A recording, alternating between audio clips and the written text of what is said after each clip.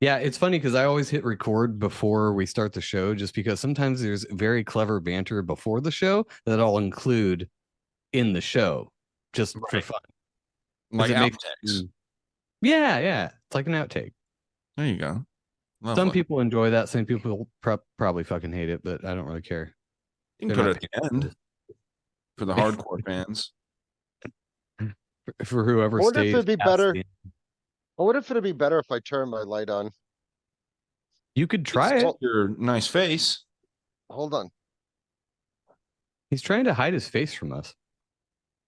Looks like a vampire lair. I like it dark. I do too. What's weird is it doesn't look like it's dark in here, but it's really not that light. We have muted lights. It's the darkest place we've been all day. We're out in the Reading sun all 107 day. degrees, getting hotter towards the end of the week. Fuck. That's a little better, I guess. There you go. There you go. Oh, yeah. No, that's now great. I can see you. That's wicked bright, though. All right, let's roll. Hey. Hello. Hi. Hi. Hello. Hi. Testing. Testing? Testes. Testes. 1, 2, 3. Boner. I don't know shit about fuck. Fucker. I like sucking, but I ain't gay. Legit bad podcast. Fuck those honkies.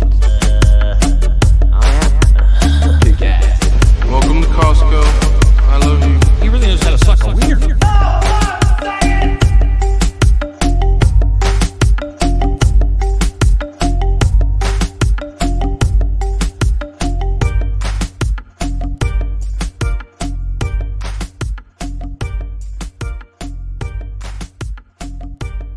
Welcome back to Legit Bat Podcast. It is I, Joe, your boy, your homie, and Jen, your homegirl.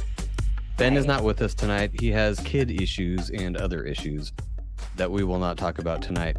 Our guests tonight are Ryan from The Dangerous World and Ron from Wicked Planet. And if you've been a long-time listener to this show, you will know them very well because they were basically our only guests for the first, year that we did this show.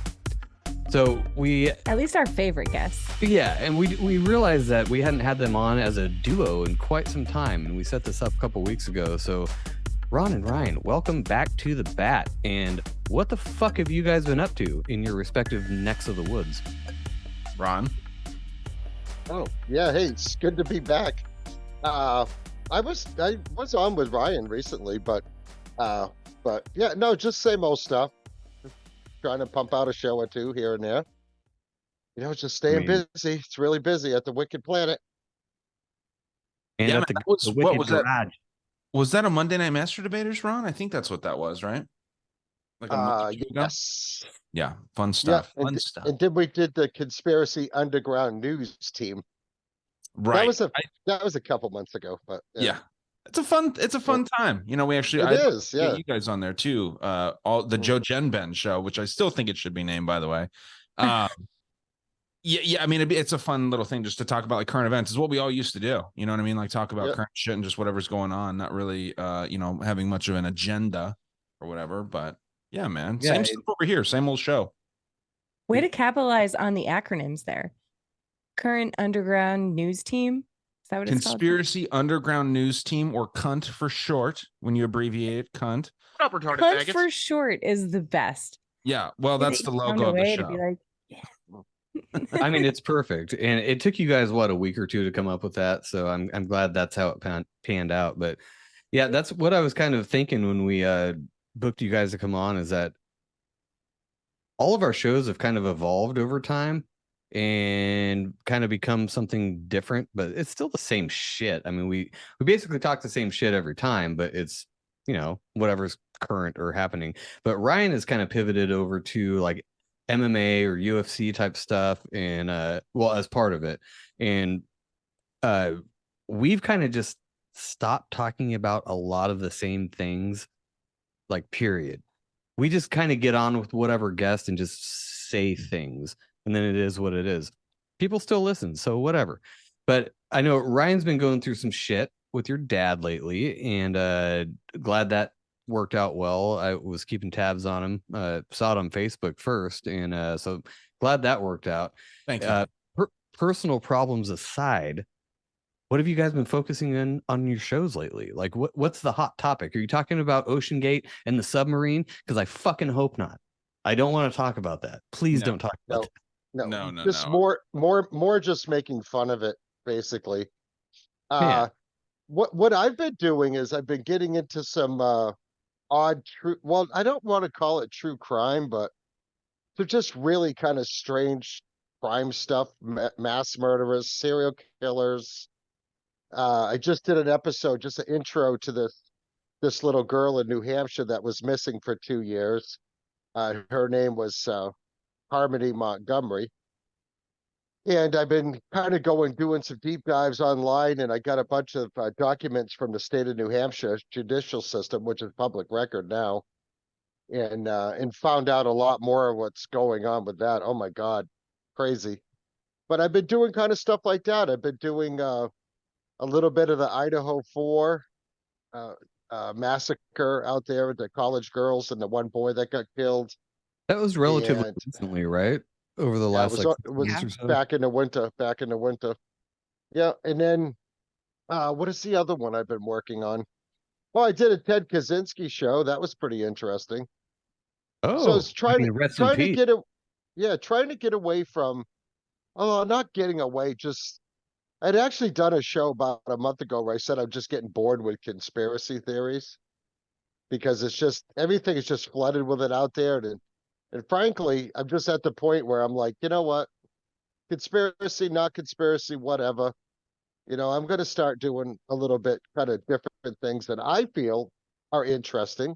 And just like what you say, Joe, people are still listening, so they must like it. I've actually get a lot more feedback from those types of shows than I used to from the any other type of show. But Buckley and I, we want to start kind of going in that direction because he's really kind of into that stuff too. He's also tired of talking about all the stupid conspiracies over and over and over again. And you know what I was thinking about when us guys were getting together? Remember the big show we did on election night? Oh yeah. Yeah. Of course. It seems like it was forever ago, really, at this point, right? But that was I was thinking I'm going to go back and try to find that. Actually, Ryan, I think that's on your feed too, isn't it? Yeah, Was I it- don't was know. it- yeah. Are you talking about the 2020 election or the 20 Yeah. had to have been, right? No, Or it was the 2022.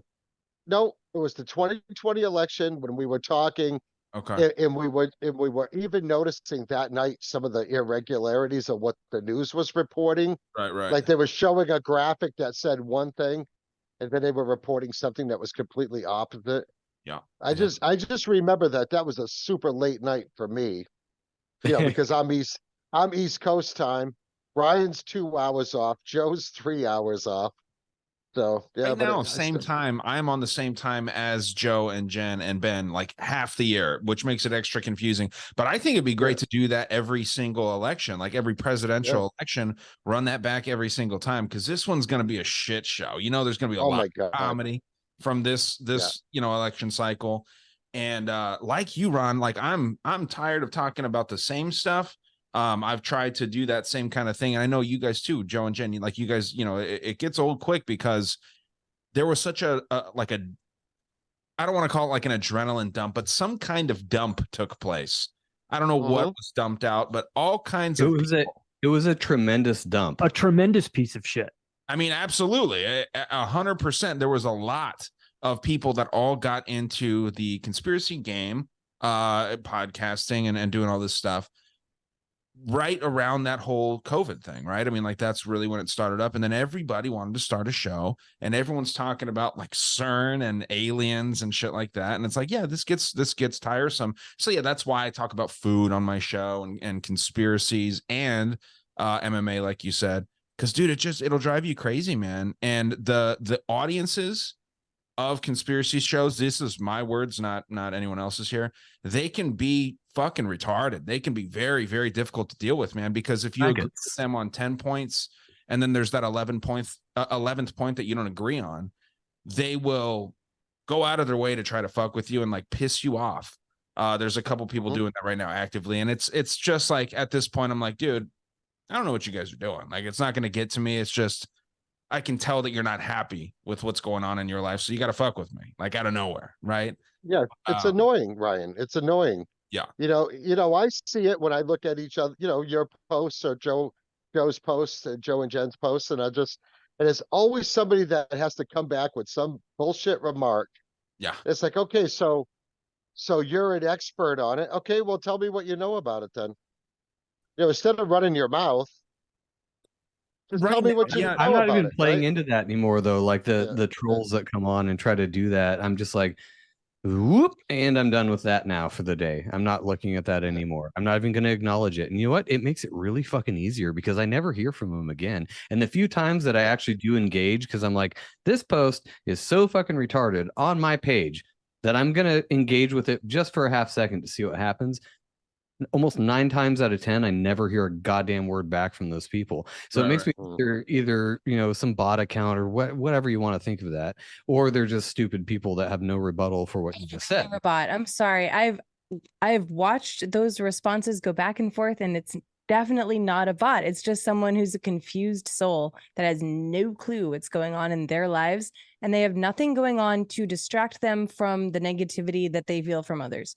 They're like, oh, I want to be angry about something that someone else is doing because that feeds my soul. That fuels my fire, It fuels the algorithms too.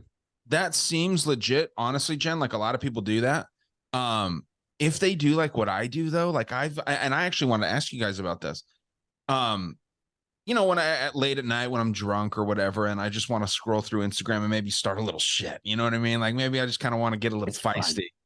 I'll find a post that just is in my algorithm for some reason. It's in my feed and it's like, okay, why the fuck is this here? And there was this one thing, and it was actually a great clip. It was back in like the 80s, I want to say, when, and this is just the most recent one, where, and this is perfect now that Brandon's popping in here. Hopefully his audio works because I want to get everyone's opinion on this. The most recent one that I started kind of engaging with people on was in the 80s when they were talking about making drinking and driving illegal. It was going to be punishable by law if you were drinking and driving. And I simply said in this post, removing freedoms is a slippery slope.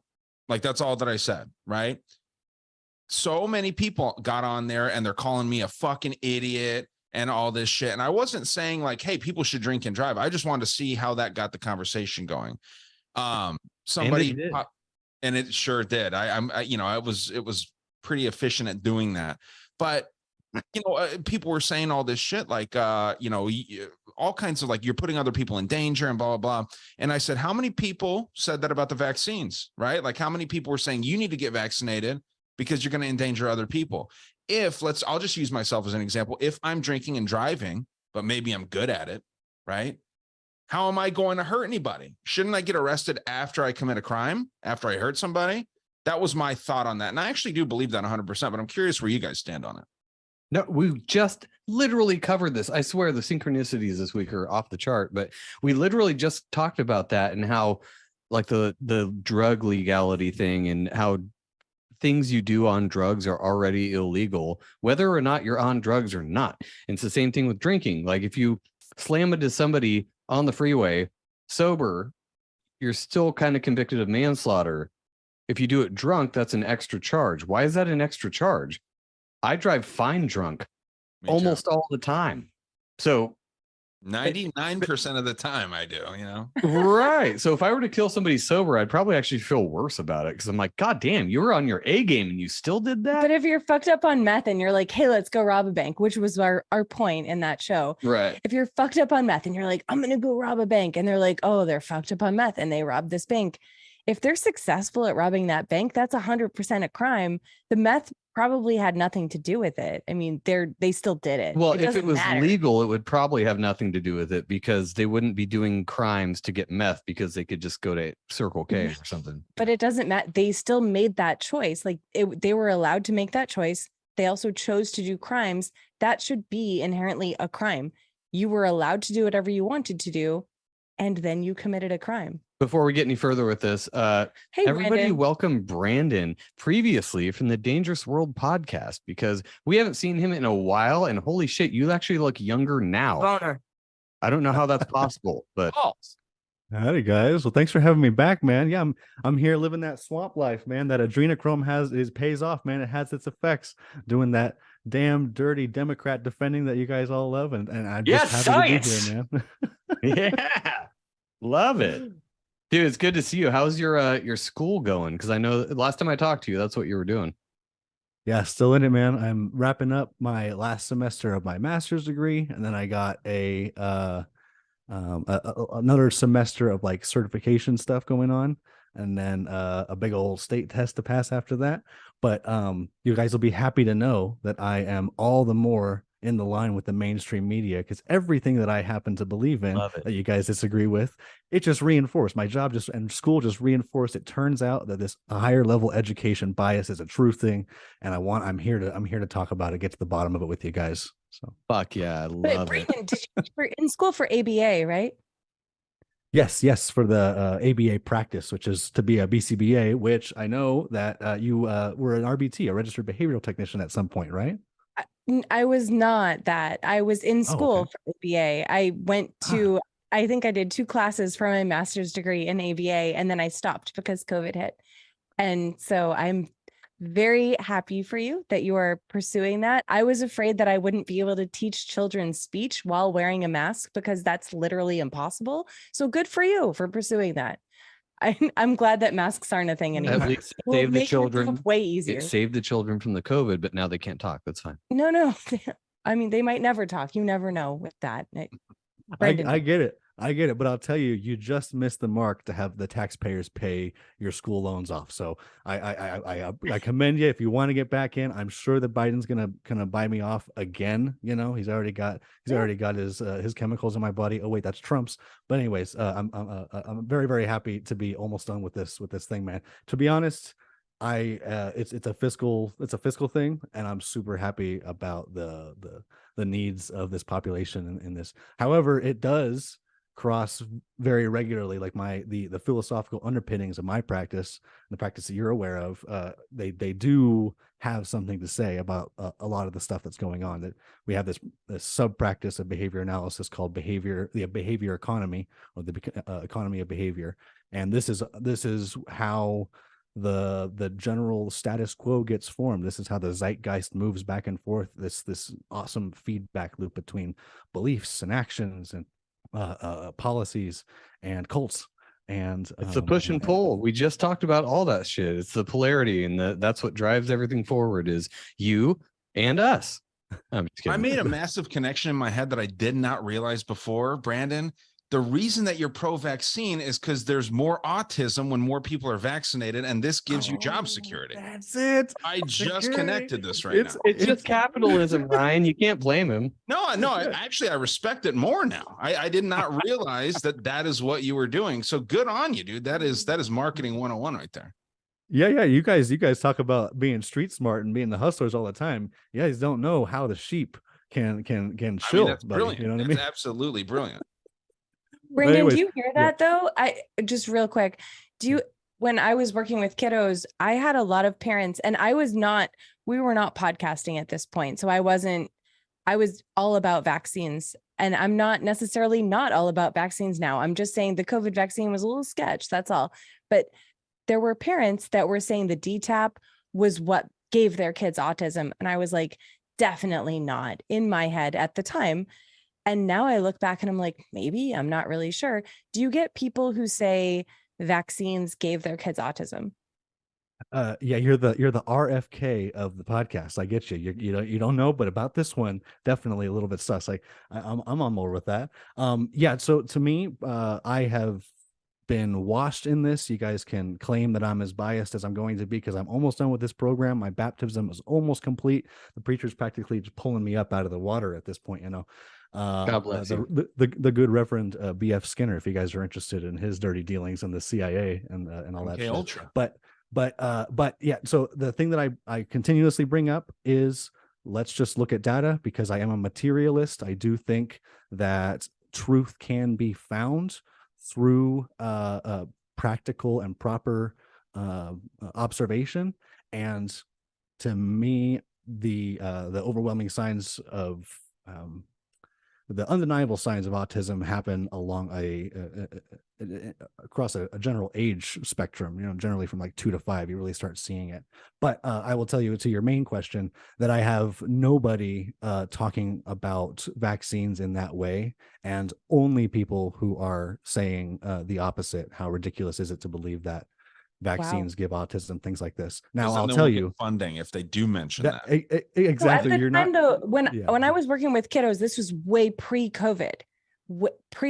So this was 2018, 2019. So no one was really questioning vaccines in general at this time. These were parents doing their own research who were wondering what was wrong with their child.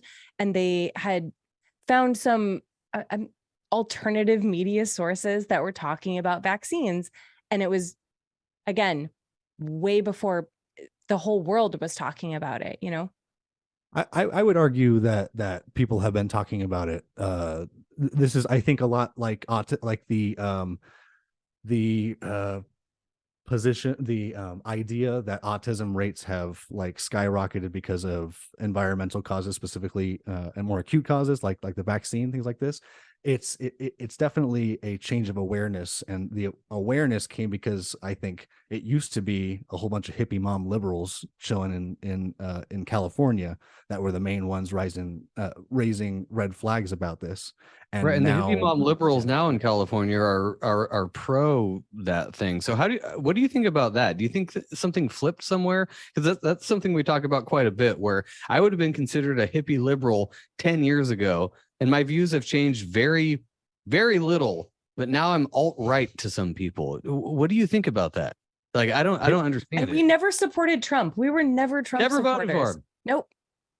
Yeah, no, I mean, hippie and liberal are unfortunately they're almost like fascist at this point. You can be a lot of things and also be a liberal, or not be a lot of things and also be a liberal and a hippie. So I don't think those are the great determinants. And I definitely see reports of, and see videos and interviews of, still a very hardcore. You can even track them by geography, like they move around a little bit, but they move around very, very slowly. If you track them over time, there's like a slug going back and forth between the richer parts of the country. So I would argue that they might still have that issue. You'd have to do a longitudinal study of each person, but there's always crazy liberals who are against vaccines, and there are always crazy liberals who are for vaccines.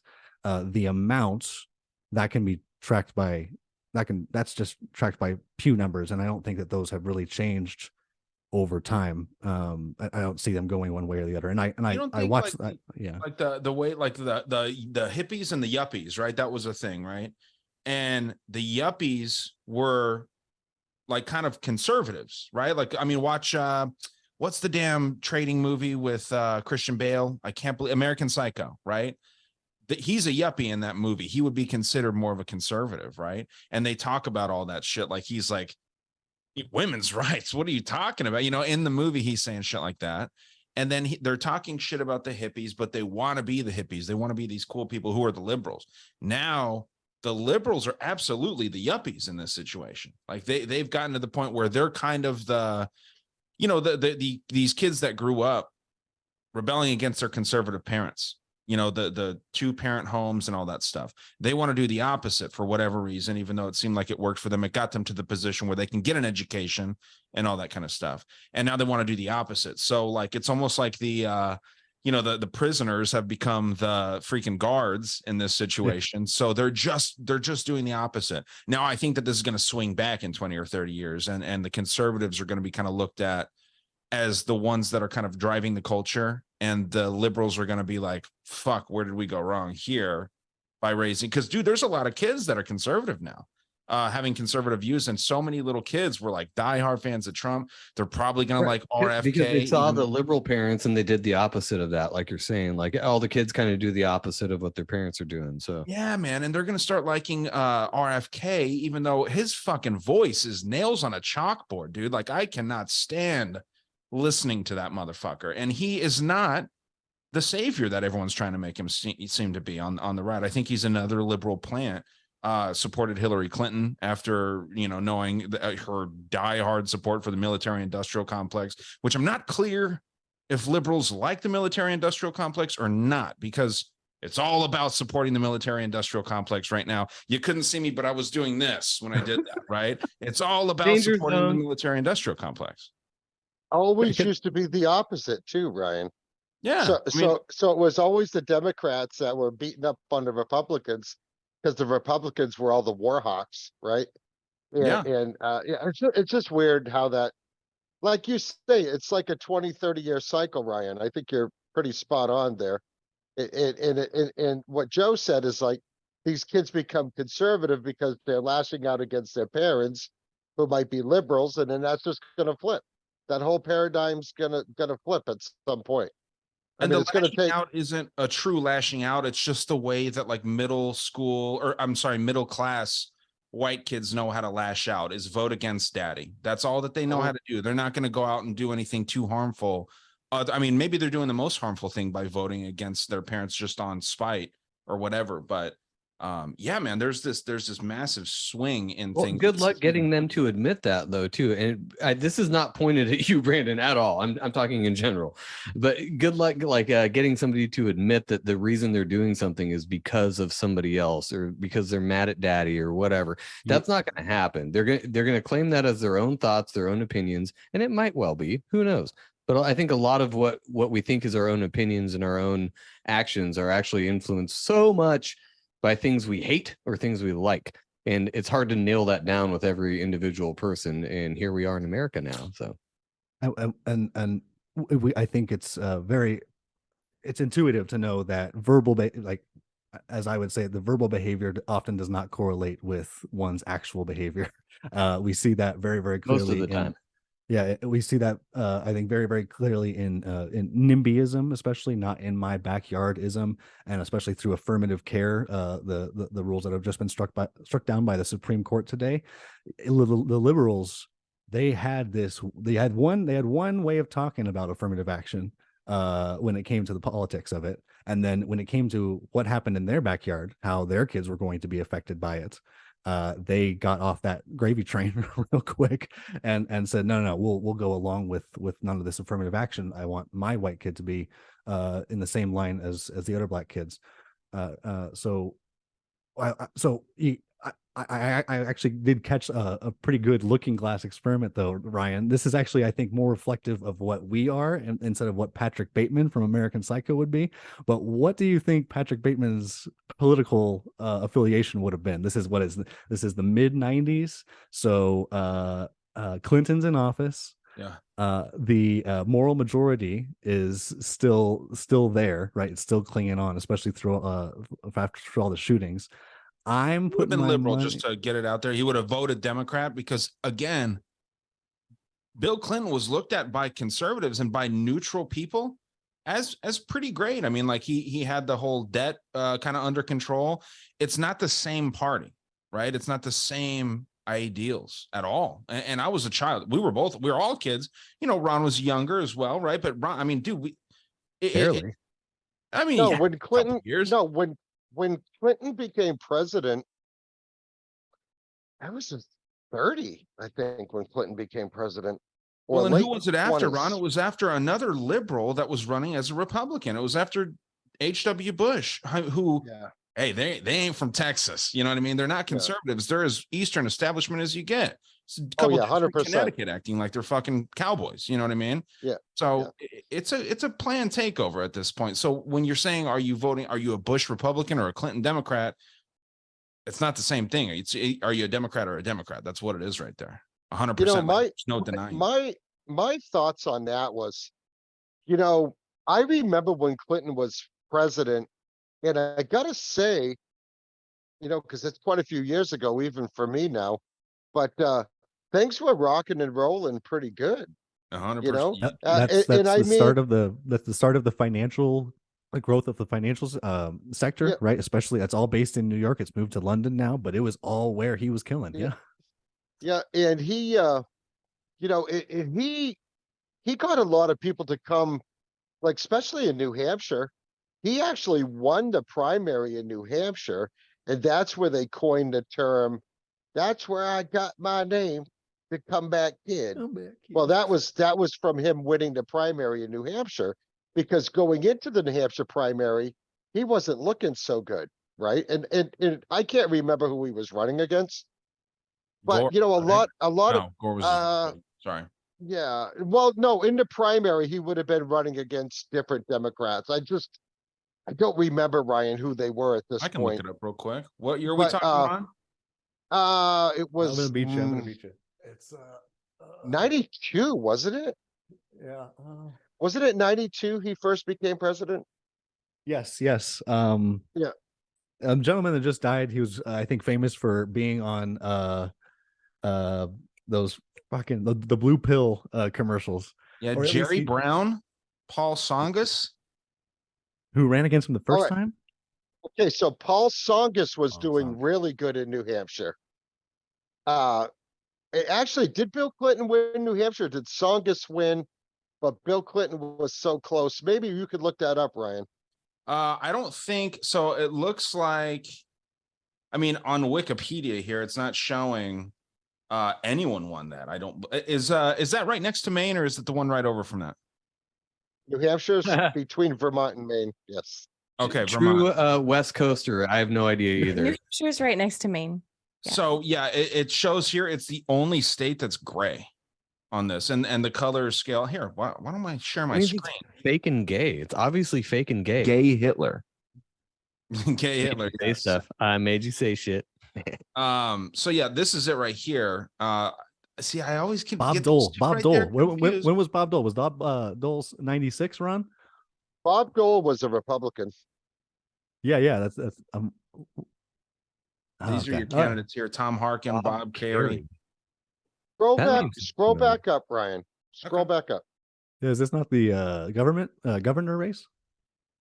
No, this is a Okay. presidential thing, Okay. right? Yeah. Okay, so Paul Songus was a Massachusetts Democrat. Jerry Brown, obviously California. You know, I'm pretty sure Bill Clinton actually won in New Hampshire. He won in New Hampshire primary.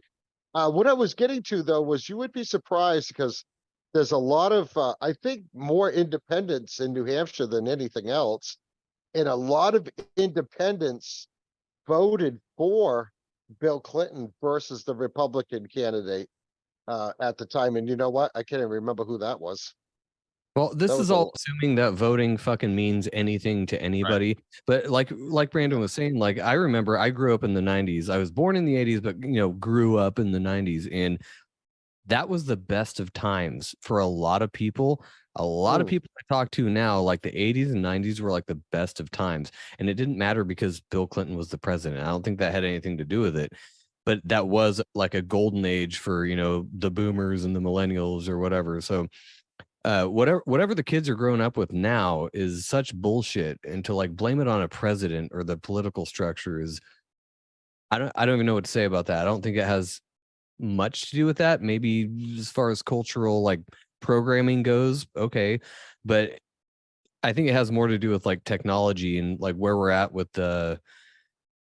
everybody's so focused on their devices now, and I don't think anybody could argue with me on that. That is what's happening, and that does seem to be kind of a common thread among the kids growing up now, and the people like us who grew up with the internet. Well, not you, Ron, but me, Ryan, and Brandon kind of grew up with the internet and figuring out how to work Windows 95 and all that kind of shit.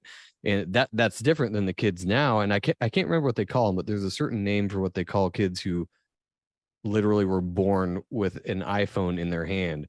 And Zoomers or Zillennials? Tablet toddlers. yeah, something like that. And that's a different breed. And we've talked about it so many times where there's 11 and 15, 20-year-olds now that are a different fucking breed than what happened in the 90s or early 2000s. It's a different thing. They have a different mindset. And I guess that's to be expected, but it's so alien to us that maybe that's what happens to every generation. I don't know, because it's the first time I've done this. How Brandon. do you think it feels to me? It's insane. I The mean, old just seeing guy. what kids can do now. I mean, Gianna, when she was 7 or 8 years old, could run an iPhone and an iPad. Well, it's Like second she was nature. showing me. Yeah, it's just they just pick it up, Ryan, and it's like they automatically know how to use it. It's like Crazy. changing a tire to people like your age, my dad's age. It's second nature. It's absolutely something easy, and that's not a dig. Common sense. It's so much more practical to know how to change oil, change a tire than to how to fucking work an iPhone. You know what I mean? Now, I am very thankful that I grew up, Joe, Jen, I'm sure as well. And then, probably Ben too. He's not here. And then Brandon and myself. I'm grateful that, at least speaking for myself, that I grew up in an age where I was at a very pivotal point in my life, coming into, young teenage years when the internet started getting mainstreamed. So we've had that experience. We've lived in the world where it's like analog and then digital. We've lived in both of those, and we were kind of in our primes. We're still realistically in our primes, all of us. You know what I mean? So I'm going to be in my prime for quite some time, buddy. Oh, Okay. me too. Don't get it twisted. But I just think it's interesting. You know what I mean? That's one thing that you can say until the next big thing comes around, that we grew up in that time where it was like you had experienced both. Last point I want to make real quick, just to kind of pound home the idea that politics is total bullshit. George H.W. Bush, Democrat. Bill Clinton is the next president, Democrat. W. Bush, Democrat. Obama, Democrat. Trump, I mean, what do you think he is? He ain't fucking conservative, man. He's the first president that approved of like gay marriage. He was only a Republican when he became president, or shortly before, right? Yeah, he Wasn't was he a always a Democrat? Democrat before, I want to say. Right. I want to say he was his always policy- a Democrat. Yeah. His He policy ran as president as a Democrat before, and also on social issues. Holy shit, he skirted way the hell away from LGBTQ IA+7_ rights and issues, and obviously brought us the vaccine. So, but I would argue though that it's the difference between conservative and there's a difference between conservative and Republican, and yes, definitely not conservative, but certainly if you're choosing between Republican or Democrat, because a majority of Republicans voted him, I don't think there's any risk in saying definitely a Republican. I know in mind and in practice it might be different, but the names mean something, I would say. I would say that they wouldn't. I say that it's a way to get people on your side. That's why they're running RFK right now. Now, the most conservative or Republican, I should say, since, to use the correct terminology, the most Republican president that we've had in a long time would be none other than Joe Biden, right? I mean, this dude is talking about all kinds of segregation and shit, right? I mean, that's what he's doing. So, he's the liberal savior right now. If he had his own brain in his head, he would be, kind of running things a little bit differently, I think. But but Ryan, are you saying that Republicans believed in segregation? Because segregation was more of a Democratic thing. 100% than a Republican thing. Yeah. Absolutely. Yeah. But they put that idea out there, and I mean, you're seeing all the Republicans again. The story that's painted is that like KKK members are Republican. That's not true, but that's the idea that's put out. No, there. it's actually the opposite. I know that. I know It's that. 100% How did that the get opposite, flipped? That's what I was talking about earlier. Like that got flipped somehow into thinking that was a conservative or Republican point of views to be KKK, when it didn't start out like that. So this is all we're talking about, Brandon. Like when we talk about flipping the script and inversion and all that stuff, this is what we're talking about. So you through a traditional political science lens, you see this as disalignment and realignment. The last big version of it happened exactly as Ron pointed out, when the Dixiecrats started being a little bit too Dixie for the then up and coming Democrat party, and they just shifted. Now it happened prior to that as well. This happens in parts of the country. Cycles.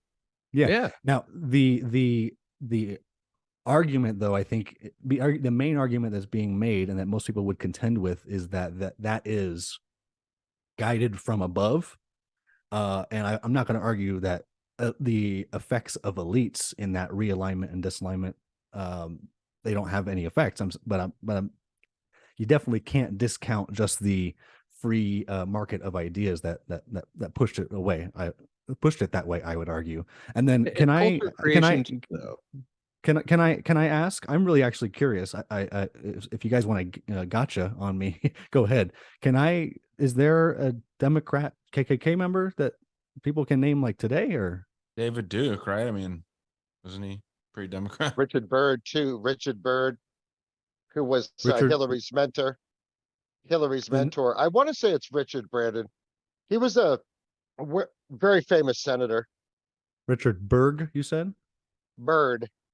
Bird, gotcha. Okay, well, that's all I'm Richard curious. Byrd about. would be Jewish, right? No. Byrd Bird with a in the Y. flying, the flying kind, like a bird. Yeah, because we got Richard Byrd, the guy that you and I covered once, Ryan, the guy who discovered the Hollow Earth there. Admiral Byrd, yeah. No, Admiral Byrd. that's Admiral Byrd. Wouldn't that be I great? mean, I know KKK member though. I know that David Duke supported Donald Trump. Who's a Democrat again? You just ran as a Republican just to throw the whole fucking thing off. All I'm saying is that if you look, I mean, online, it's going to say Republican. It says that right now. I that understand. means it's I true. understand. You found it on the internet, so it's true. No. That's not at all what I'm contending. I'm just saying if you want to go by what's written down in a whole bunch of places, what the majority of people agree on is true, that Duke is a Republican. So I'll look up this Richard Byrd though. No, I do love that. I love consensus reality because that just makes it so easy for everybody to just Again, conform to it's not the thing we're relying on, but you simply majority or anything else, you know. No, Yeah, I just I love think poking at you, dude. I love you. It's People's actions and people's labels are different things, right? I mean, there's a bunch of men out there that are pretending that they're women. So you look up that these people that, you know, what's that basketball bitch's name that's totally a dude? She's had pictures of herself with her shirt off. Who is that? Is that the one we traded for a mass murder or something? Yeah, like isn't that? it crazy how irrelevant the WNBA is that we know who she is, but we can't name her? None of us here can. Boys name her. have a penis and girls have a vagina. I Right. mean, kind of, she plays for the Phoenix Mercury. I'm surprised that I even know the name of this team. Brandon, can you help me out here? What is this bitch's name? I am not looking at the kind of pictures you are looking at, my man. Brittany Griner. Griner. I can't believe that you Griner, couldn't remember her Griner. name, Brandon. That's really, really disrespectful to Very sexist of you. what do you Very say? homophobic as well. Oh my god. Yeah, a little bit, but no. So I mean, there's the Dylan Mulvaney. You have to refer to that as a she, but it's clearly a dude. It was born with a penis, so it is a man. There's a lot of labels out there versus what is actually truth. Okay, I don't want to defend all of transgender rights and all of transgender issues. I am actually curious again though, because I'm still looking for a Democrat that goes by the label like a KKK member that goes by the Democrat label. Let's see if I can do this. Does it at all, is the fact that if you look up the word gender right now in the dictionary, that it doesn't comport exactly with sex, with physical sex, is that part, do you think that's manipulated, or do you think that is just, do you think that that's manipulated, the fact that is so, that gender is not the same as sex in the dictionary? Ryan, I'll let you take this one. I'm going to take a piss because I have so much to say on that one.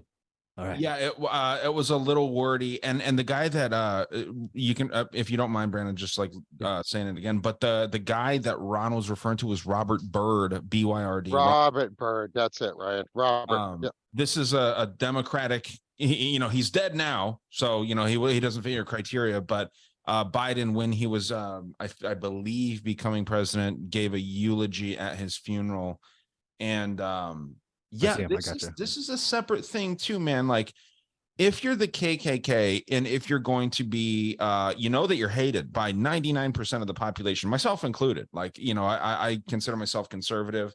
I will acknowledge that there are differences between black people and white people culturally, physically, all these things. I think that that's absolutely fact. And if you want to run around that and dance around that, I think that you're probably more racist than anyone else out there. Not saying that you're doing that, Brandon, but like, people out there will say, I didn't even notice he was black. It's like, come on. Like, yes, you did. That's the first thing that you notice about someone is what color they are. You see them. I mean, unless you're blind, you're not paying attention to that. I have a list on Wikipedia. If you look up Ku Klux Klan members in the United States, there's a whole list And yes, there is a dude named also Robert Byrd. He was a senator. He was a KKK member. John Brown Gordon, James Thomas Heflin, Rufus C. Holman, Earl Mayfield, Rice W. Means. I mean, there's an extensive list here. These guys are like alive, and I don't know. I'm not checking all their dates and stuff, but I mean, there's a long history here of I mean, I'm Lyndon B. Johnson, right? No, I'm absolutely, as part of my thesis here is saying that there's a whole bunch of Democrats that are mostly dead, that used to be or are still Dixiecrats, that you could call members of the Ku Klux Klan. It's just the fact that you take them at their label for Democrats, but not for Republicans, I would say is where the political bias shows itself. But to gender, let me reword it. There are many definitions of gender in the dictionary. One of them is the same as sex, as physical anatomical sex, whether you have a dick or a penis or both. A dick or a penis, huh? That's interesting. Sorry, a dick or a penis or a cock. One of those three, or both, all three. The fact that there are other definitions for gender, does that mean that you're not going to use those other uses for gender because you think that these other definitions of gender are no, man, there doesn't need to be a definition. Just because you can look it up in the dictionary doesn't mean that it's real. Like if I was Merriam-Webster, I could, if I wanted to be a jerk, I could have the word asshole, and I could put Joe's face next to the picture of that, just because that's what I say an asshole is. And then everyone has to say, but look at what an asshole is. It's not that thing that's between your cheeks. It's that guy right there. Right. That's what I'm saying. And that's an extreme example. But dude, the definitions don't matter. You know what a gender is, man. And you can't get enough education to tell me that your word on what a gender is means something different than sex, right? I mean, that's what it is. There's two genders. When it comes down to if you want to talk about science and biology, like that old fucking great meme goes, which is where I get all of my ideas is from the internet. When you have 100 dudes on an island and they all die, but half of them identified as women, after 100 years, you're going to find 100 male skeletons. So that is actual science and actual biology. 1,000 years from now, they're going to find a skeleton and be like, this was a male, whatever they call old, ancient peoples. We knew this was a male for sure, scientifically, because of the bone structure and all this stuff. But what if there was a dictionary next to them talking about the genders and stuff? Would it not matter? Scientific. They couldn't translate that then, I guess. That's what I'm saying, man. Like but if the value of the word, if the word is really not meaningful, the fact that you harp on the use of boys and girls or men and women for particular labels is, and then you're saying that's the value of the word. And remember that boys used to be called girls and girls used to be called girls didn't used to be called boys, but boys used to be called girls.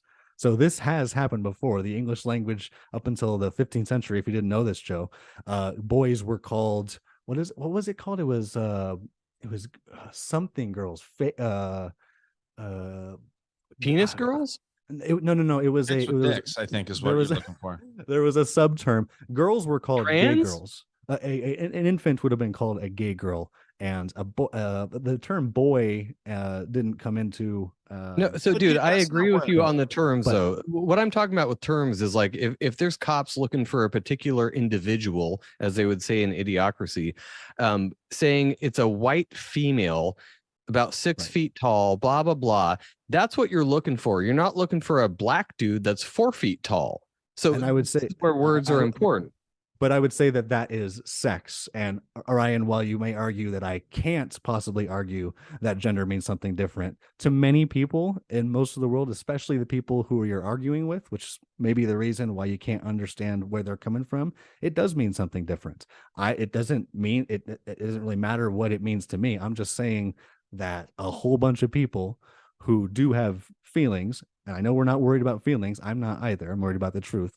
But for them, gender means something different. And I ask whether you guys think that is intentional and planned, because it is the fact that gender is becoming farther and farther separated from I would call it more anatomical mental sex, I would illness, say. and whether you want to define mental illness as on purpose or a conspiracy, I don't really know. I mean, we could talk about chemicals in the water and turn the frogs gay and all that shit. It doesn't really matter. Like, whatever the zeitgeist is turning people into thinking that gender is whatever they want it to be, and you can be a toaster that marries a hot dog.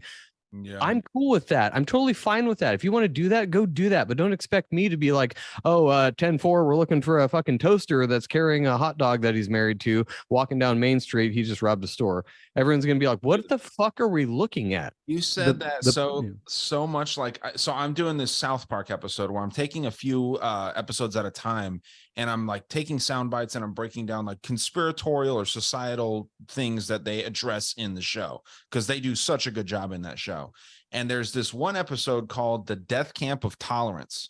And at the end of it, the whole time, Mr. Garrison is trying to get fired from teaching fourth graders so that he can collect $25 million, right? That's what he's trying to do. So he's taking his boyfriend, Mr. Slave, and he's spanking his naked male boyfriend in front of fourth graders. He's shoving Lemmy Winks, the class pet, a gerbil, up Mr. Slave's ass and doing all this horrible stuff in front of these fourth graders. And he's trying to get fired this whole time. Now, at the end of it, they give him a fucking award. They try to give Mr. Garrison an award for how brave and courageous he is.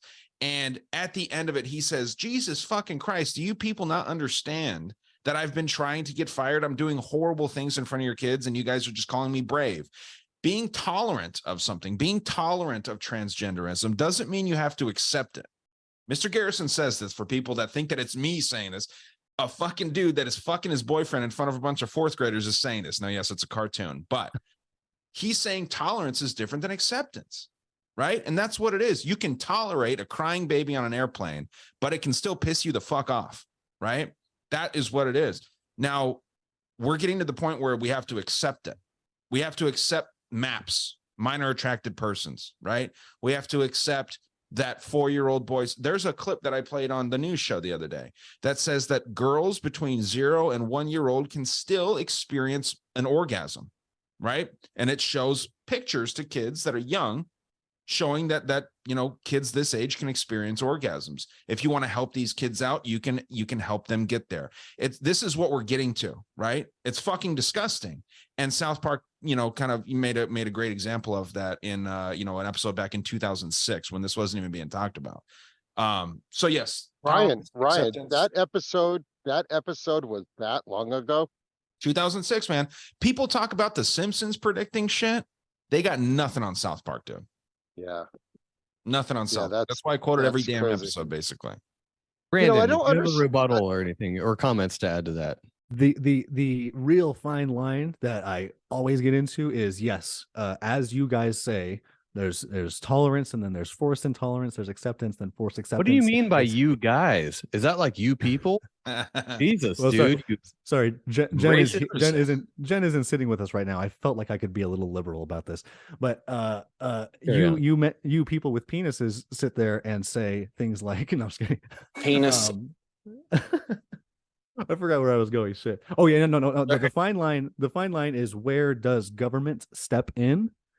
And where does government choose not to step in? And I would say that is because politics, I think, does actually matter. It does actually move some needles. That is where the best discussion is. Now, if there is some governmental force, some policy that pushed towards this forced acceptance, I would love to talk about that. The problem is that with the conspiracy theory world, that line between what's happening in the private sector and what's happening in the public sector, I'm not talking about on the corporate level. I'm talking on small town levels. Those agencies tend to mix because of these other conspiracies about the fact that government controls everything and is already Big Brother at this point. So, all that to say, I'd be totally interested. I love these discussions, especially when they come to politics.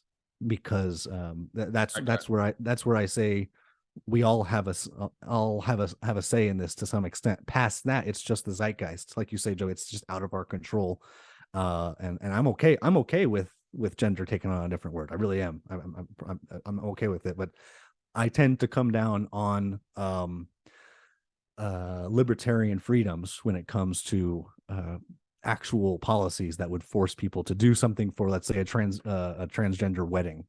Force people to do something like, say, a vaccine or something like that. Yes, absolutely. I would hate government government Luckily, it protocols never that got would there, say, right? I mean, luckily, it never got there. But see, this is the thing too. And I, you mentioned the government. When should they step in? There's always interest of why they would step in. Have you, Brandon? Like, I know you've been, obviously educating yourself or not educating yourself. You're getting educated. Have you heard of the Iron Triangle before? The Iron Triangle. Help me. No, I don't believe I have. So I wouldn't think that you would, because the university is not going to tell you about these things, but these are absolutely real things. And you can laugh and all this stuff, but this is 100% real. I'll share an image here. An Iron Triangle is like government, bureaucracy, and interest groups. So we'll think of one that you might not like so much, the NRA. Okay. The NRA is going to give, they're the interest group here. They're going to give electoral support to Congress, right? The Republicans that want to support the NRA. Now, the Republicans that support the NRA are going to give funding and political support to the bureaucracy that is also funding the NRA, and they're going to give low regulation and special favors to that NRA right there, right? So this is something, this works with vaccines, this works with any hot button issue, abortion, anything that there's a side A and a side B to. Now, the other sides also give and take, right? So the NRA in this case would give congressional support via lobbies to the bureaucracy, and the bureaucracy would give policy choices and execution to Congress, and Congress would give to the NRA, in this example, friendly legislation and oversight. Again, you can plug in that interest group, you can plug in any type of idea that you want. So my point to sharing this is that ideas in government are bought and paid for 100% of the time. There's no organic idea. There's no rogue House member that's saying, well, we need to do this, because what happens to them is they get into a car accident or they get voted out, best case scenario. So it's not as easy as saying, when should government step in? When should they not step in? Government should never step in, because these people are bought and paid for, man. And I think not admitting that, and I'm not saying you're going to do that here, and you might never in your entire life. And, there's a lot of people that don't. That's important to realize. Before Brandon rebuts that, though, I agree with you. So I've heard a lot of people, I have a lot of friends who are like, oh, you libertarian. I'm like, I'm not labeling myself as anything. That you said that, not me. What I'm talking about is, when I talk about government non-involvement, it's the same thing as like, should gay marriage be legal or not? It shouldn't be fucking either. And it shouldn't be legal or illegal to be married to whatever you want. If you want to do that, you want to marry your guitar, like we were talking about earlier, the government should have no involvement in that. That's ridiculous. Like, you were looking at a guitar right now. That's why you said that, huh? You're looking at it. I totally was. Yeah. You want to marry that guitar, I bet. I do. Actually, I love that guitar. I would marry it. Fuck it. And the government should have no fucking say on whether I marry it or not. And guitar rights, am I right? Like, to go pick it in the credits street for marrying your guitar, you're saying? No, it's a Washburn, but I'll love it. Okay. It's a semi-hollow that needs to be filled. What I'm saying, Ryan, is that I'm saying that the conspiracy theory world often posits that everything that's going on in this triangle that you've shown up here doesn't quite explain what happens just to the left on this graphic of the interest group. Sorry. The conspiracy theory world says that the government actually has something to do with what's to the left of this graphic, to what makes up the interest group. I'm okay with interest. I'm okay with interest groups and lobbyists. I really, really am, and I can defend that if you guys are interested in it. I'm sure you're not, but I would say that the groundswell of support that leads to the forming of a interest group, that is where the zeitgeist, the grassroots level influence comes about, and where, thankfully, in this country at least, I would argue, Big Brother hasn't been able to put its hooks in as deep as it has in all three other corners of this triangle. as you pointed out. And by the way, Why yes, do- the Iron Triangle is political science 101. I'm so happy that you showed it to me. I'm terribly sorry that I forgot it. I'm very happy that you showed it to me again, Ryan. Well, you're welcome. But I think that honestly, dude, you can see, I think even someone that's very pro-government, you can see that the Republican and the Democrat labels are just labels. They're just that, because I every cannot time, see that. I cannot see that. If you're every asking, time I'll they just get tell you together, I they cannot see always that. agree that they should get paid more. They agree on a lot of things. Have they ever downvoted the idea of getting paid more? Never. Not one time. If you can find that, I'd be happy to hear that, because they are always in sync with each other. They always give and take. They pretend on the surface that they're arguing about things, and then they agree. That's why they hold up all this shit. Are we going to raise the debt ceiling? Spoiler alert, they always will raise the debt ceiling, even though conservatives are not supposed to want to do that. Liberals by nature should want to do that.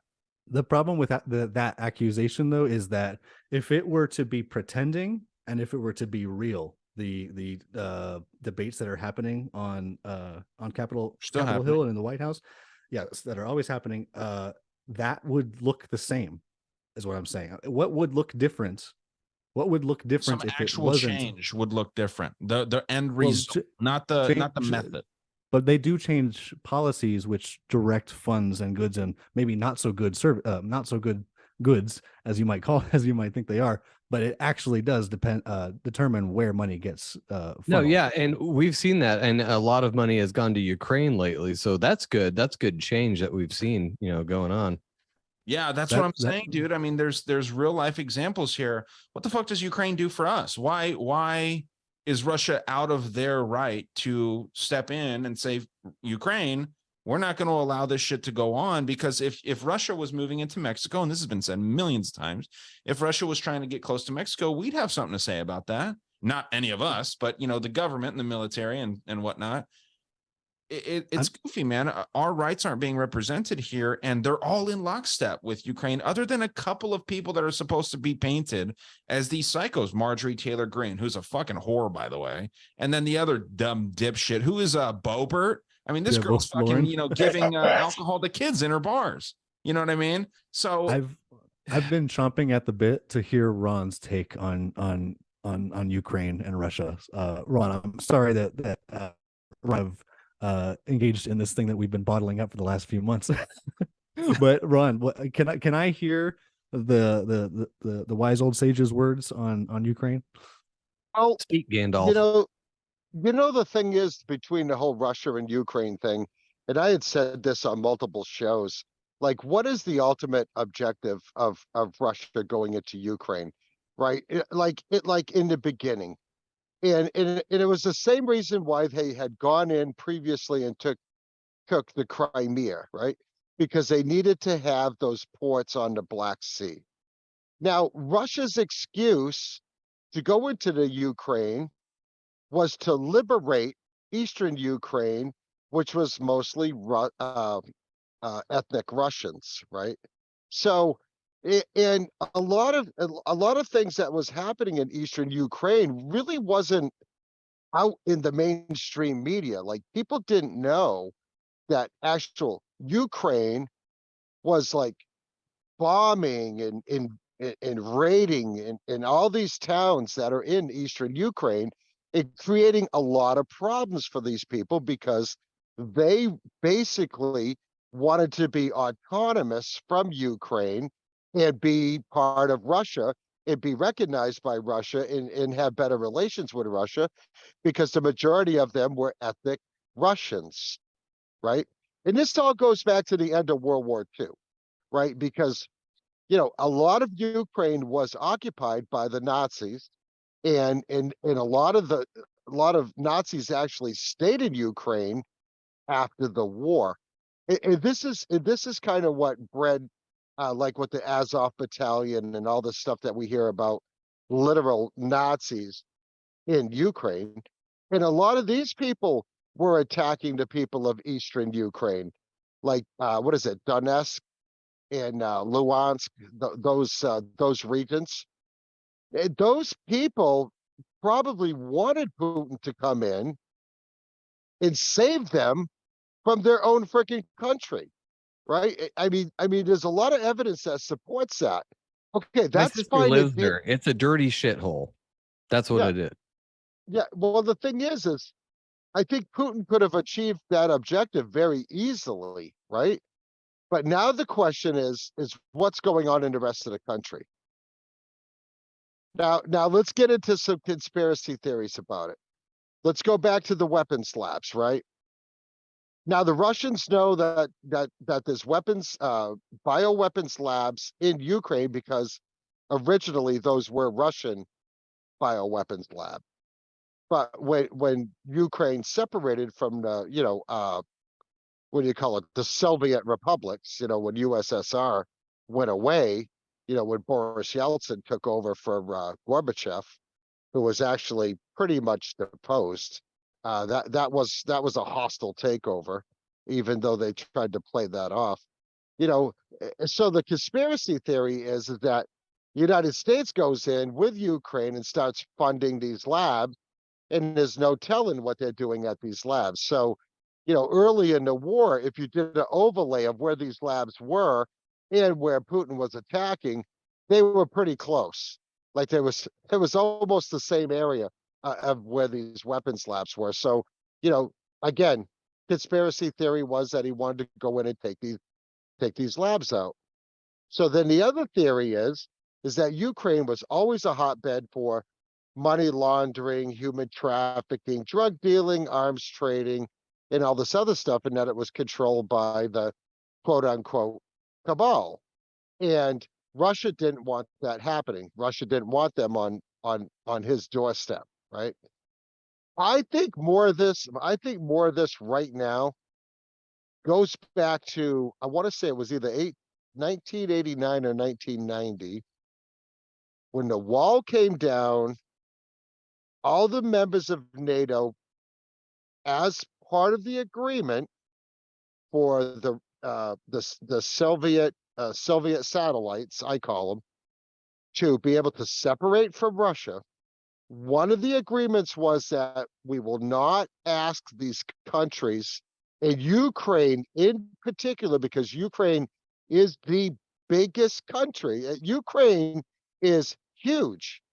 I don't think people realize how big Ukraine is. That NATO would never allow Ukraine to become a member of NATO. So when Putin starts seeing, sketchy stuff from the United States starting to, show up in Ukraine, stuff from United Kingdom showing up in Ukraine, other NATO countries, Germany included, he's starting to say, well, that kind of doesn't go in line with the agreement that we had way back when. So now I'm going to go in there and I'm going to show them what's going to happen for the next time they want to, try to bring Ukraine into the NATO fold. They just don't want that. It's the same thing.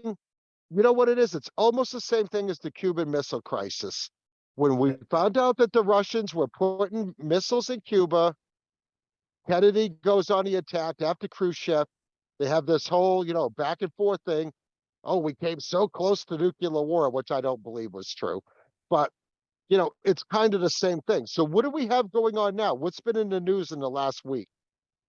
China is making agreements with Cuba to build a military base in Cuba. The United States has a military base in Cuba. I never understood that. Like my biological dad was stationed in the Navy in Guantanamo Bay, right? So here we are, we have a communist country that used to be backed up by Russia, like big time, but in 89 and 90, well, that stopped. That was part of the agreement too, that Russia said that they couldn't afford to subsidize Cuba anymore. So we have a military base in a communist country, right? But who's complaining about that? Even the Cubans don't complain about that, right? So I think this is the whole thing with Putin in Ukraine. I think it began as the Eastern Ukraine liberating them, and now it's just now that the United States. I mean, you might as well say that Ukraine is a de facto NATO member now, right? With all this billions of dollars coming in, all this equipment coming in, all this, armaments, military. We know for a fact that we've got, American advisors, if not actual boots on the ground over there, maybe not in the trenches fighting, but over there, like when we first went into Vietnam, oh, we're just going to send in training advisors. I mean, Like, I if think Ukraine was a de this is facto what's going NATO, on. if Ukraine was a de facto NATO member, that would kind of explain Putin's whole deal if he was actually doing all of this, right? Wasn't I was that going to say, I was very going to say specific that thing? Yeah, I was going to say, Ron, that last summary of things, everything after the conspiracy theory level stuff, and I think you know where that dividing line is. That is Brandon, running. that's why I said conspiracy theories. Right, no, for sure. Yeah, That is I'm so happy to hear that from you, because that is what I think is the mainstream. That's what's going to get held on to coming out of this, and it's going to that bounce back from this this thing where the United States population just glossed over the fact that we were advancing eastward in Ukraine the same way that we were exactly during the Cuban Missile Crisis. We're going to see the political bounce back of that. I think a lot faster than we ever got to see it from the Cuban Missile Crisis, because we didn't get that bounce back until a good 40 years after the crisis itself. So what about the bounce back politically from the Desert Storm and from September 11th's war after that? I mean, we were lied to a lot about what was going on in that war. The babies in incubators was provably false. The weapons of mass destruction, provably false. I actually want to open some of these here. These are from 1991. I'll open a pack. Desert Storm war propaganda from 1991, dude. Awesome stuff. Tasty, minty, fresh. So we'll open one of these here. But yeah, dude, you got a lot of propaganda from that. Yes, that was a labeled Republican president, right? As I mentioned, he's not Republican. He graduated from Yale. How many Republicans are graduating from Yale? You know what I mean? Like that. That's well, he was Skull and Bones too, Ryan. Not Skull Brandon. and Bones. I mean, high society at its finest, right? So we're gonna see. I think that is actually and time will tell, right, Brandon? Like who. If you're right about that idea that like what's going to stick with the public, are they going to think that the Ukraine war was a good cause? A lot of people still do right now. A lot of people still think that it's a good cause, but I think that in the future, a lot of people are going to view this the same way that we view what went down after 9/11, 2001. No, I apologize if I wasn't clear about that. I think that blowback, that this re-injection into the zeitgeist, this idea that the Ukraine war was not a good idea, I think that is the thing that's going to win, and I think we're going to see that come out faster. The Ukraine war was not good. Yes, exactly. Yeah, and I'm not saying anything about whether I agree with that, but it's such an easy thing to see. It's such an easy thing to buy into, and I have parts of me that do buy into it. It's just cool to see that crosses that we see it in the same way across the skeptic and then ultra skeptic or conspiracy realists, whatever you guys have picked. I think you call it crazy, but yeah, no, I don't. So why is it still going on? I don't. If all of us still, if that view is kind of viewed on both sides, why are our tax dollars going to that? You know what I mean? That kind of lets you know that voting doesn't fucking matter, man. Like at the very end of the day, it seems like that should kind of let you know that we're not represented by anybody. Well, if you agree that military assistance shouldn't be given at all to Ukraine, yes, I agree. You are not going to be represented here. Why should our dollars give Ukrainians weapons? I cannot, for the life of me, understand why tax dollars from Joe, Jen, who's not here at the moment, Ron, and myself, why should we pay for these Ukrainians to fight a war? So there are lots of reasons out there. I wonder if your incredulity towards them is because have you not read them yourselves, or is it that you have read them and don't disagree with them? Because I know I just don't care about Ukraine at all. I don't care about Russia at all. I don't care about any. And I know, Joe, you said your sister lives there. It's nothing against your sister, dude. No, I get it. I've told her the same shit. I'm like, I don't care. Why are you living there? It sucks over there. Yeah, and not only that, that sucks. I think, I mean, I'd love to travel to Brazil someday. There's a lot of beautiful women there. I don't give a fuck about Brazil at the end of the day. You know what I mean? I care about Mexico a little bit because like it's on the southern border. I care about Canada a tiny bit because it's on the southern or the northern border. But you're not virtue signaling enough, dude. You care though about the other entity in this, which is tax dollars. So I'm just wondering, is that affects people here in this country, and that's why. Right. So I'm just saying there are lots of answers to why, there are lots of arguments for why we should do that. If you're saying it's because you haven't contacted them, I would say that is, I hope for everyone in both the conspiracy theory world and the skeptic world, is the first thing to do is to look up what the opponents to your ideas say.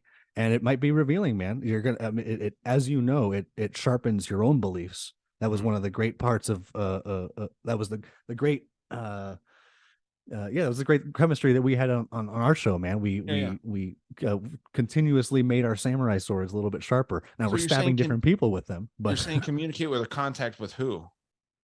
no. I'm just saying, look up why do what are the moral arguments or what are the political arguments for? I think that's what why he was we send asking you, tax though. dollars. Oh yeah, I was asking you that. I am very I familiar got you. with my political arguments as to why that should not be the case, and the reason why is because Russia bad. That's what it all boils down to. That's Right, the so- political argument. Exactly. is So Russia bad. I'm ignorant to this as well. That's why we're asking you, Brandon, because you're more well versed on the reasons for this. So what do you like? What are the reasons for that? Yeah. So I'll give my favorite reasons. I just wanted again sound the alarm bell that part of the doing your own research thing that we all hope to be on is definitely look up the answers to those questions that you have, because they are written down, and they're written down a lot better than my mumble mouth can speak out here. But I'll say for one reason that people argue that we should send money to Ukraine is exactly what's targeted by Ron's theory that he just postulated here, that he just posited for us to hear. That we have a real worldwide fight going on between communism and capitalism. Who's A communist? real hard. Well, I would say China and Russia are Russia's not communist pretty. at all. Well, I would say, by the same logic, Russia was never communist. I don't know Yeah, if you they know were. much about. They were absolutely communist under the USSR. I don't know if you know about the innards of what I'm talking about. Near the end of the Soviet Union, Ryan, there's many, I would say most political scientists will look at the Soviet Union and say it was a high gear capitalist society aiming and labeling itself as communist. But what it ended up having to do, because communism ended up being such a bad system for them, was fall back on capitalist. Are you saying the labeling didn't marketology. matter as much as what they actually did? No, no, I'm saying that the way that Marx and Lenin and the Bolsheviks, especially the way that they wanted it to happen, it did not work out. I just got done watching Animal Farm, by the way, again, which is an allegory for that. If you guys don't remember it, Good but stuff. Yeah. I read it. Works. Read it in high school. It works perfectly at explaining why communism didn't work for them. That's why they looked that way near the end. That's why they had to finally get rid of that entire brigade that they had. So, anyways, all that to say is that there is a battle going on between the East and the West. I would say the East is largely communist, and the West is largely capitalist, quasi-socialist. And if you want to control global power, it starts on the geographic level, and that means that land wars still matter.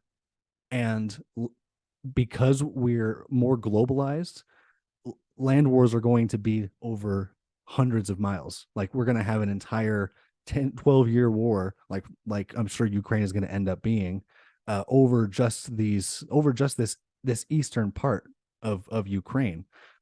And that is a worthwhile value. That is a worthwhile value to send money towards. I'm not agreeing with that. I'm just saying that other people, the mainstream way of talking about this is exactly that. there's always arguments for anything, whether it's good or bad. I mean, there's you know, Exactly. Yes. pedophiles have arguments of why they should be able to fuck kids, and I'm using a very extreme example No, for no, the you're, reason. no, I you're mean, right. there's always an argument, but how valid is that argument? Should I mean this 12-year war that I mean, and I think that that's accurate, by the way, that this could be a 12-year thing. You know, 3 administrations could potentially oversee this war, but you know how long it would take if there was $0 US? Wouldn't take any time at all. It'd be over with. So that's the thing is, you know, the tax dollars, like, yeah, there's an argument. There's always an argument. I can argue anything with anyone just to play devil's advocate. It doesn't mean that that's a legit thought.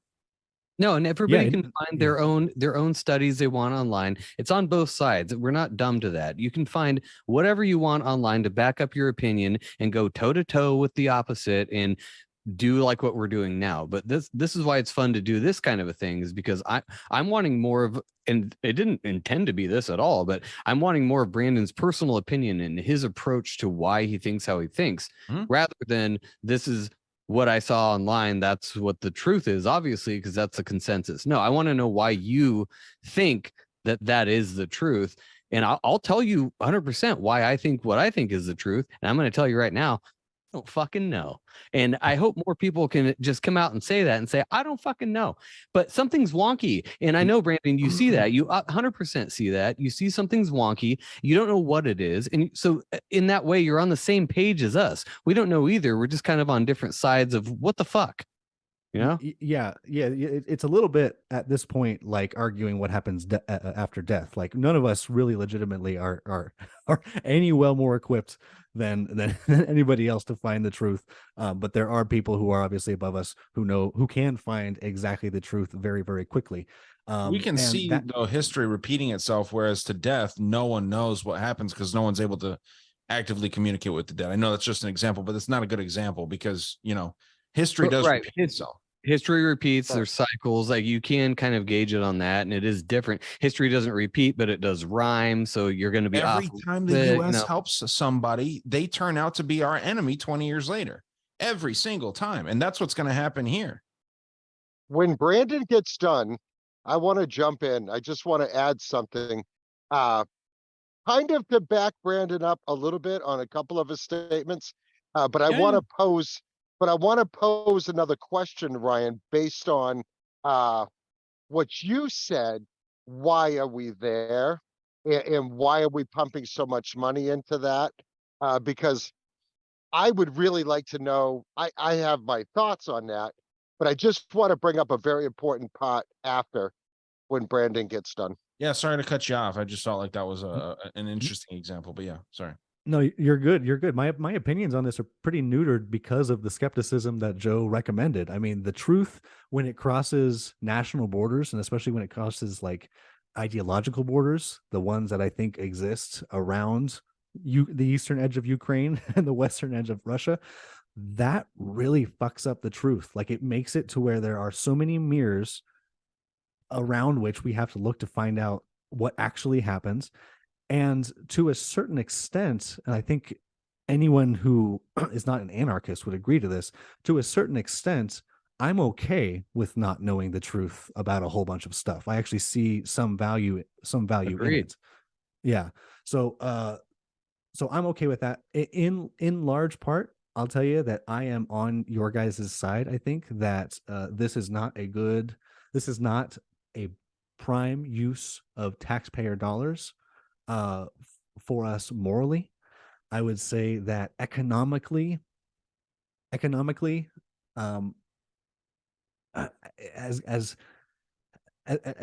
think you could make some arguments that because we are in such a globalized world,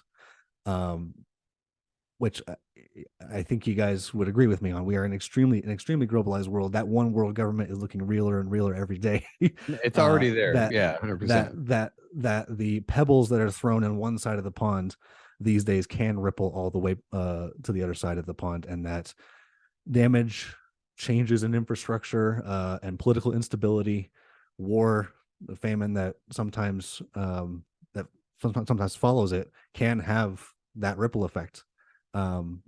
I am not a big player in the economy. I'm not someone who's bought into it. I don't my internal morals don't quite always align with the economy anyway. So the economic argument doesn't quite buy me. I'm pretty much in line with you guys as far as morally. This doesn't seem like something I want to be fighting over. I'm a huge Bob Dylan fan. I'm used to singing with God on our side and talking about the fact that it's them damn dirty Russians, those Reds that are coming to get us, and spitting on that idea. I'm used to that, and I stick to my guns on that belief. So I don't know where you're sounding very closely to libertarian, buddy.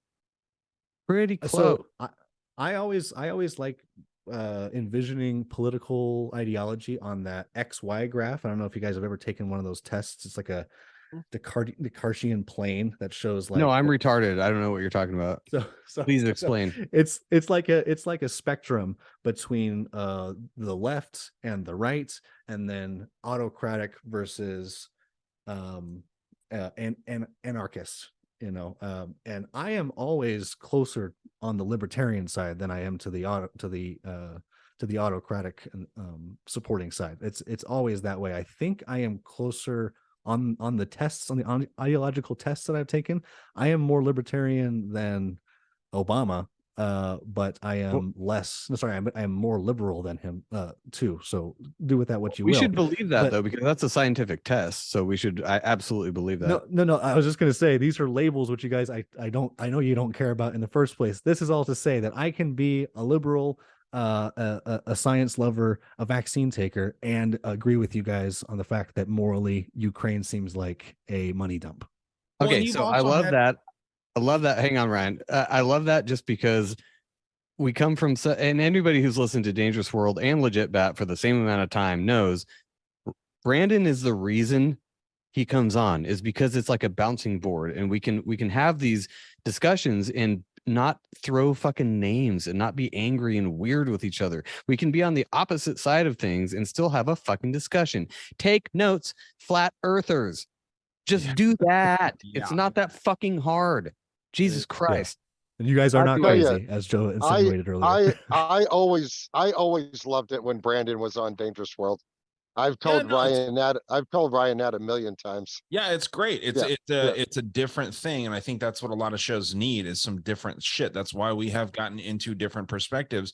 And what I was going to say is that you have had, Brandon, you've had anarchist ideas before. The idea that was too scary for like my dad to get behind was like the idea of going and standing in line at a bank and trying to everyone pull out money at the same time, right? Like getting a bunch of people together and say, hey, we want all of our money in our bank accounts out right now, right?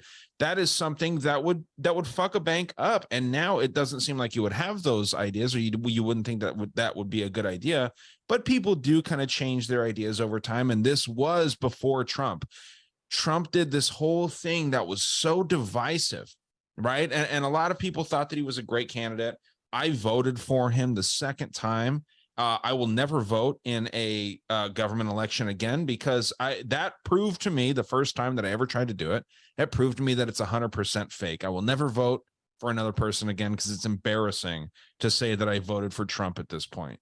I think that the division came after that. I think that now, I don't think that my dad would think that was such a crazy idea anymore, but I think that you would not think that was a good idea, right? So there's more of that inversion, there's more of that flipping there. It's interesting, dude. Very, very strange. Yeah, Ron, what were you looking to support me on? By the way, I'm getting tons of support from the Trump crowd. They keep chanting my name, as I told Ryan last time I was here. They're like, let's go, Brandon. Well, anyways, Ron, how can you bolster him? Well, I just wanted to kind of go back to what Ryan was saying. The whole thing with Russia being communist, I mean, as soon as Yeltsin took over, that became a capitalist country. And that went from being communist to what we would call quasi-communist, and at the same time, quasi-capitalist. Because the Russians are all about making the money. Same thing goes for China. China is 100% capitalist nation, but they still run a lot of the populace out in the frontier in a communist manner, because that's all those people know. That's all those people know. They were born in the time of Mao, and that's all they know. They wouldn't understand capitalism any more than the Iraqis or the Afghans understood capitalism, right? Any They're more than just the not English going to get it. language, am I right?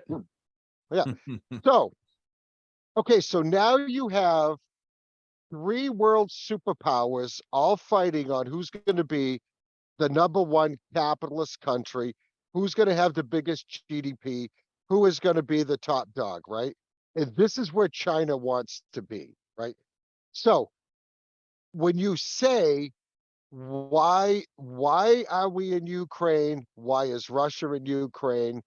You have to and now Russia is teaming up with China on this whole Ukraine thing.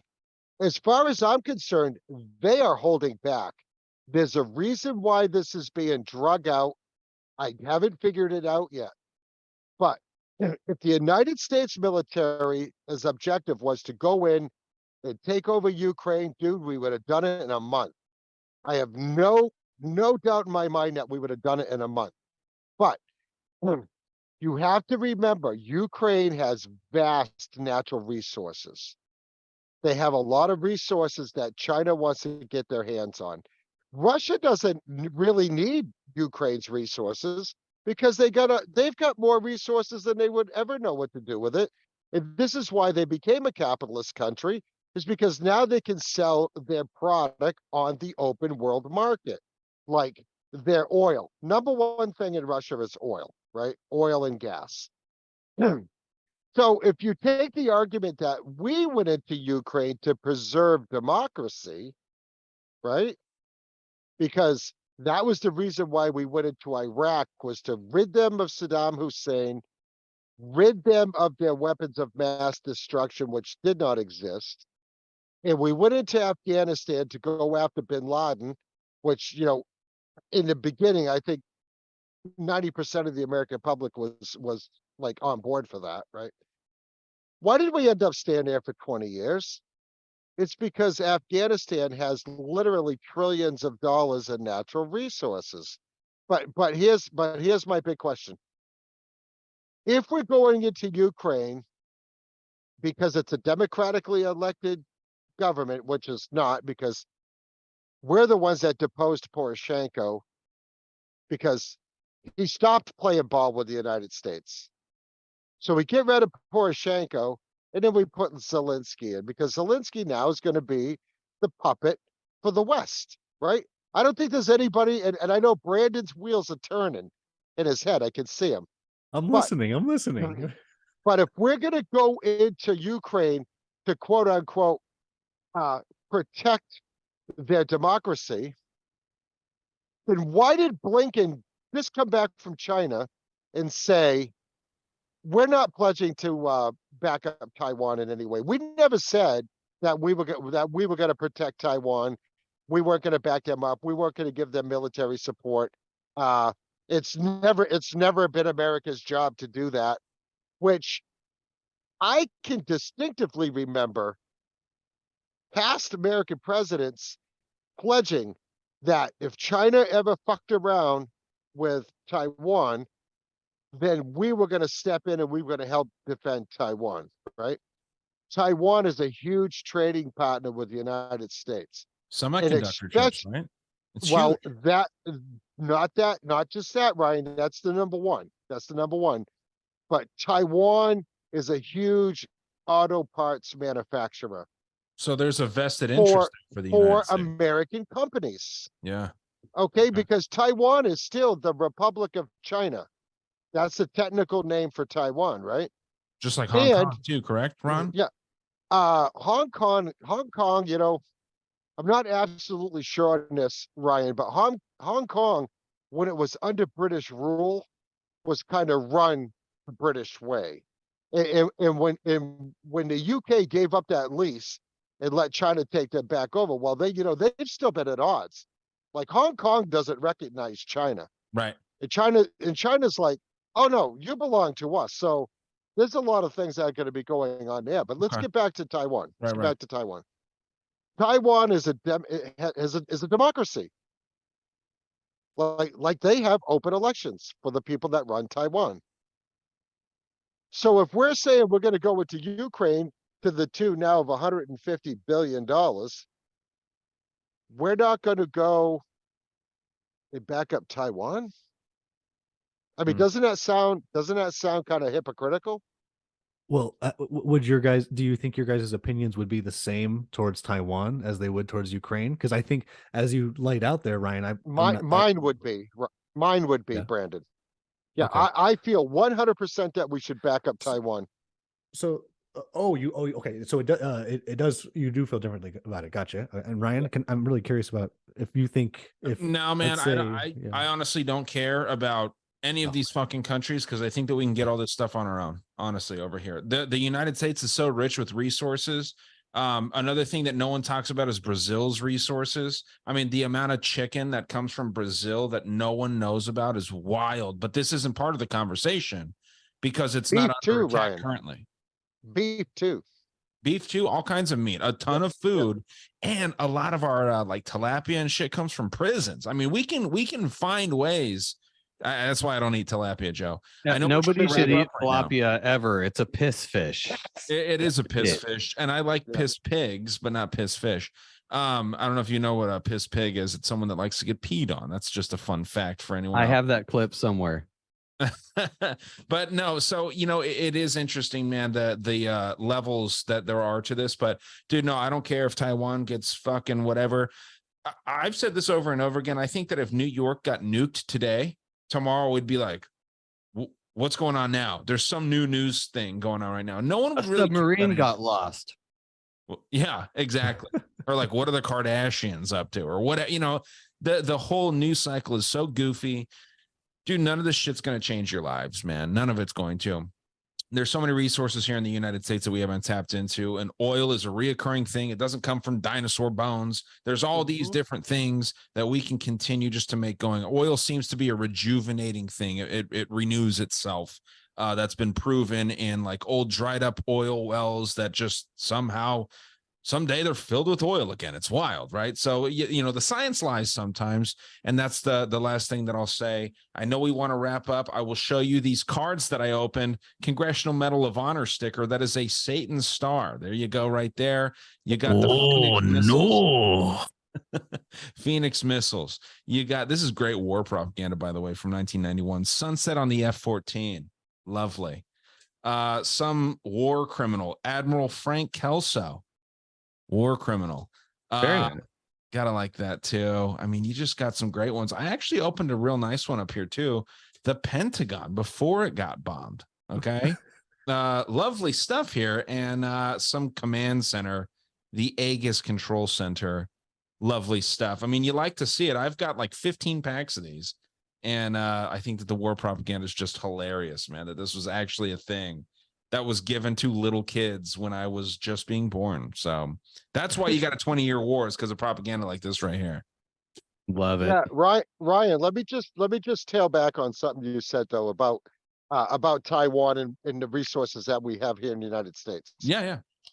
Okay, because of capitalism and globalism and greed, this is why we put a lot of manufacturing offshore. Now, before we set up shop in mainland China, we set up shop in Taiwan. So when a lot of people say, "Oh, it was made in China," actually it was made in Taiwan, right? Right, sure. Now I agree. We probably shouldn't have done that. But we did. The problem is right now is we can 100% do everything in the United States, just like you said.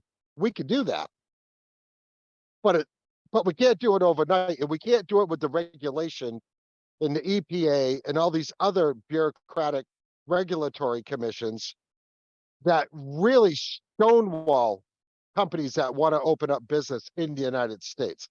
Until that changes, we're going to have to be stuck being reliant on offshore manufacturing of goods that are made for the United States market. I just have to make tough men, though, and I think that maybe I agree. I agree. Look at what they did in World War II. All the factories. Now, my dad was an old car guy. I grew up working on old cars, classics, and antiques. Right. There were not cars made for the United States market, with the exception of some Fords in 1942.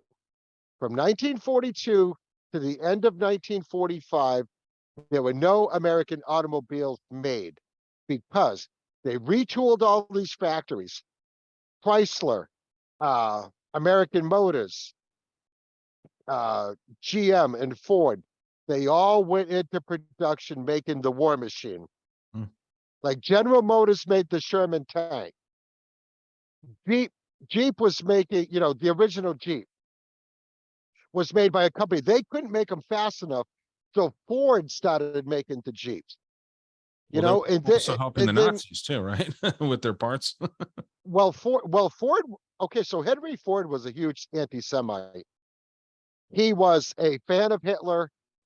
A lot of people say they were actual friends. Henry Ford should have, just like Prescott Bush, gotten like arrested for doing business with the enemy, because they were doing it. No question about it. They were doing business with them. But the point is, they converted all these factories into making the war machine. I still say we could do it again. We could probably do it in a year or 2 years, retooling all these factories. Now, you got to remember, technology is way different than it was back in the 40s, right? I mean, now they have factories, you could have 50 people working in a Volkswagen factory building 1 million cars a year. You know what I mean? I mean, with the use of artificial intelligence, robotics, things like that, we could bring the manufacturing back to the United States. But there's going to have to be some give and take. Some of these unions are going to have to understand that we can't pay your guy $50 an hour to build cars and then jerk off half the day, because they're building Toyotas down south in non-union shops, and this is why they sell more Toyotas in the United States than any other car, right? So there's a lot of things that are going to have to be revamped, old ways turned into new ways. The old ways of doing things need to go away. The new whole manufacturing business it has to be modernized, and then we could bring it all back to the United States. Definitely not going to happen overnight. Number one, there's too much money involved. There's too many greedy fucking capitalists getting involved. If enough people got together and say, listen, this is what we're going to do. We're not going to deal with this regulatory commission. Don't tell us we can't do this. Tell OSHA to get the fuck out of here. Change some of their laws. A lot of these old laws are antiquated. They need to be changed for the modern times. We're working based on laws that were written in the 50s and 60s. Okay, it's 2023. It's 70 years later. We should be able to upgrade these things. It's the same thing that me and some friends of mine are trying to do in the state of New Hampshire, trying to upgrade the antiquated automotive inspection laws. It's the same idea. It's a new world. We have to have laws that kind of go in line with that, not laws that were, from a 1950 or 60s car. It's fucking stupid. And that's what we need to bring back here. Oh, my cat just got out. I like it. Joe, you wanted to wrap up, dude. Yeah, we can wrap up. Do you got any final comments, Brandon? I love seeing your face. It's been a long time. So it is great. Please wrap a bow on this show for us as our honored special guest. But don't ruin it. I know. Well, let me start Don't it fuck off. Let me start off by recognizing my number one fan, Alex Stein, who I believe is the last person that we talked about together. Hey, he's doing a boxing match, Brandon. Do you know that? He's gonna box for Triller. I know what that motherfucker is doing. Don't worry. I'm sure that's a big threat to him. He's hate watching. It's interesting. Don't you think it's wild that, he's doing like a boxing match on TV. I don't talk to the dude at all, but I just think that's wild. Yeah, no, it's he's doing, like, remember when I don't know if you saw his audition tapes for his reality TV show or whatever. He's just doing that. It's just in a different place. It's like Marjorie Taylor Greene. I don't know if you've ever seen the American Idol audition from her. It's like they're doing the same characters. They're just trying to get famous. It's templates, dude. That's another conspiracy theory is templates. But anyway, continue. But anyways, yeah, no, thank you guys for having me on. I want to put my name right back out there because I am wrapping up school. Guys, I am in the middle of a whole bunch of news stories. I'm a submarine veteran, so I know about submarines, and I think I'm the only person here who has held top secret and confidential and no foreign material. So I'm also a hot topic politically. I'm in the crux of all he's a that's going confirmed on. Fed. So, Awesome. Love it.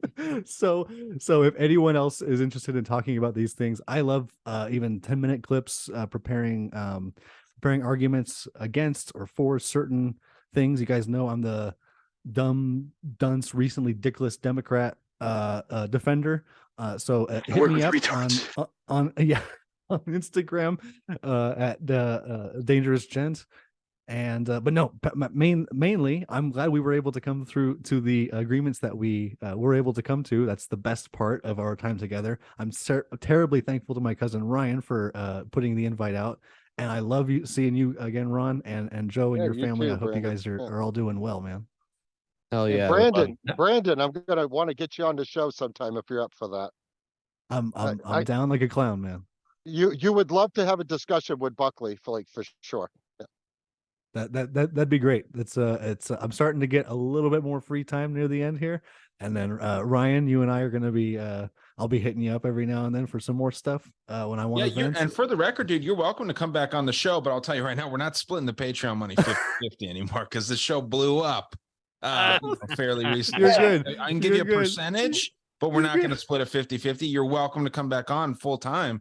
Obviously we'll split the further proceeds 50-50. I mean, let's face it, the people come back for Ryan. I mean, I'm not saying that. I'm just saying that the show you picked a hell of a time to quit.